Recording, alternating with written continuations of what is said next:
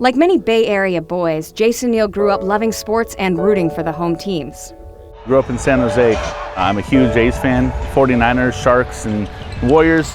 But Jason realized early on that something else was much different than most of his male counterparts. You came out as transgender a little over a year ago. What was that? What sort of prompted that? At what point did you identify yourself as a transgender individual to yourself? When I started thinking about all the things that my friends had interest in outside of sports and all the things that they talked about, and I couldn't chime in on those conversations because I didn't care. I mean, in high school, your friends are exaggerating about who they're dating and what they're doing and all that. I didn't share any of that. And so it was probably freshman, sophomore year that I really started to think, hey, there might be something different. Jason now identifies as Jamie, and she says being spirited about sports has always helped her fit in with her friends.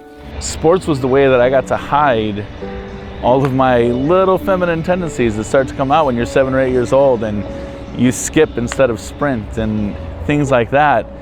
So sports for me was a way to, it was a self-preservation. How did you come out? What was that process like for you? What did you do to come out?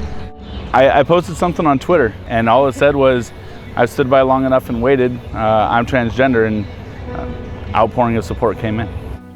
In 2012, Jamie decided she wanted to turn her passion into profession. She picked up a radio internship in Sacramento with Grant Napier, the voice of the Kings. The following year, she parlayed that into online writing opportunities for Bay Sportsnet and SB Nation. So coming out wasn't an easy decision for Jamie. I've loved sports since I was a kid, and I felt maybe I wouldn't be taken so seriously. I felt maybe there would be people who thought I didn't know what I was talking about because I am trans. I felt like there was a lot more potential for negativity than there was for support. Fortunately for Jamie, when she did finally come out in 2015, she found that her fears never came to fruition. Everybody I've spoken with Sean Doolittle, I've spoken with you, I've spoken with many sports writers. Everybody's been exceptional about it. And so it's one of those things where you make a bigger deal out of something than it ends up being because you play worst case scenario. What was your first experience at a sporting event as Jamie like? What was that? Talk me through that. It was here. It was actually in this section. I think we were 2 rows back. And it was Pride Night last year. And I had an opportunity to come out here and it was great. Everybody talked to me like it was just another sporting event that Jason was attending. Like many aspiring writers, she still has to work a normal 9 to 5 to pay the bills. But her true career goals have continued. She recently began writing for Out Sports, an LGBTQ SB Nation site. I want to write about sports. I want to talk about sports. This is a deep-seated passion of mine since I was a kid.